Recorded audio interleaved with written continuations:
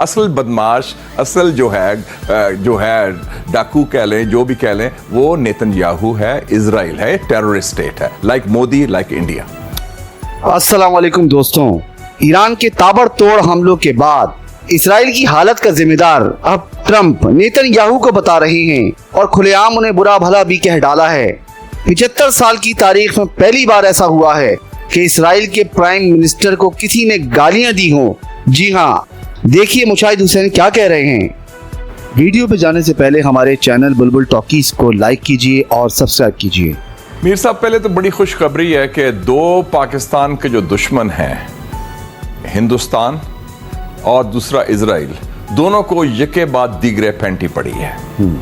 हिंदुस्तान को हमने लगाई, ईरान ने इजराइल को लगाई। और ये बड़ी खुशखबरी है कि वो अपने थां पे आ गए हैं और उनकी जो मिथ थी कि हम ये करेंगे, धमकी देंगे, फलाना, वो ख़त्म हो गई। दूसरी बात, मैंने पिछले दफ़ा भी आपको कहा था, नेतन्याहू ने फंसा दिया था, ट्रैप कर दिया था ट्रंप को इस जंग में। और ट्रंप ने जब कूद गया जंग में, समझ आई ये तो मारे जाएंगे हम, ये जंग हम जीत नहीं सकते। और नेक्स्ट स्टेज होनी थी, उसने कहा था ट्रूप्स लेके आओ ग्राउंड, क्योंकि रजीम चेंज का मकसद था ना, बहाना तो था, न्यूक्लियर बहाना था, निशाना इस्लामी इंकलाब था।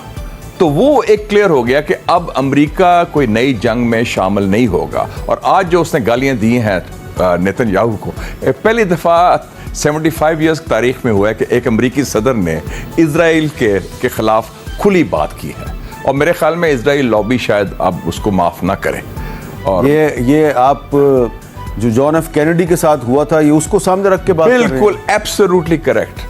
जॉन एफ कैनेडी ने जिस दिन कहा कि मैं डिमोना रिएक्टर, जहां न्यूक्लियर बम बना रहा है सीक्रेटली, उसकी फाइल्स चाहिए, और ये APEC जो है, American Israel public affairs committee, इसका मैं दिया पंच सॉर्ट आउट करता हूं। और उसके बाद आपको पता है क्या अंजाम हुआ था। जॉन एफ कैनेडी को कत्ल कर दिया गया और अभी तक कवर अप हुआ है उसका। तो आपको डोनाल्ड ट्रंप की जान खतरे में नजर आ रही है? 2 दफा तो मारने की कोशिश की गई है ना उसको वो, लेकिन उन्होंने तो कहा ईरान ने कोशिश की है। नहीं, वो तो ईरान बेचारे का कोई ताल्लुक नहीं। ईरान तो अपना दिफा कर रहा है, ईरान तो मजलूम है इस वक्त। वैसे भी उनके खिलाफ प्रोपेगेंडा होता है। असल बदमाश, असल जो है डाकू कह लें, जो भी कह लें, वो नेतन्याहू है, इजराइल है, टेररिस्ट स्टेट है, लाइक मोदी, लाइक इंडिया।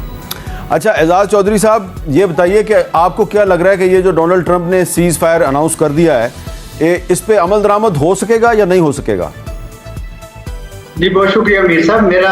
मेरी असेसमेंट मुशाहिद साहब के असेसमेंट से बहुत मिलती जुलती है। पहली बात तो ये है कि जिस दिन ये हमला इजराइल ने किया, हमारे बहुत सारे साथी ये जो है ना, उन्होंने ऐसे भी मैंने कमेंट्स देखे कि इट्स ओवर फॉर ईरान।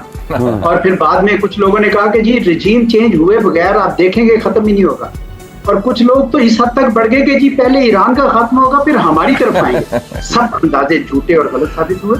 हम पहले दिन से जानते थे कि ये मामला जो है ये थोड़ा सा तूल पकड़ेगा।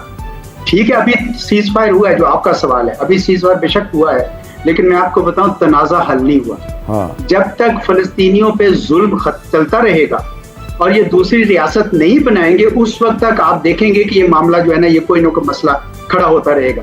तो मैं नहीं समझता ये कि अलबत्ता ये जरूर है कि पहली बार इजराइल को ये महसूस हुआ है कि उनके मुकाबले की कोई ताकत मौजूद है खित्ते में। उन्होंने समझा कि भाई ये तो हमास है और हिजबुल्लाह है और अल-असद रजीम है। अब मेरा ख्याल में उनको पता चल गया है। और बल्कि अमेरिका ने भी जब हमला किया तो उनका भी ये ख्याल था कि शायद अब ये मामला जो है ना, अब इनके हाथों से निकल गया। पर मुझे ये खुशी है इस बात की कि ईरान के पास ये इस्तिताअत थी और ये डेयरिंग स्टेप भी उन्होंने लिया कि उनके अड्डे पे भी हमला कर दिया। तो मैसेज बड़ा है, लाउड एंड क्लियर क्या है कि आप अगर अपने मफाद की खातिर, अपने कौमी हमीयत की खातिर खड़े हो सकते हैं, तो फिर जो आपको कहीं और से मदद की जरूरत नहीं है। अल्हम्दुलिल्लाह जो 4 रोजा जंग में पाकिस्तान ने किया, वही 12 रोजा जंग में ईरान ने किया है। और मुझे खुशी है इस बात की कि बुली के सामने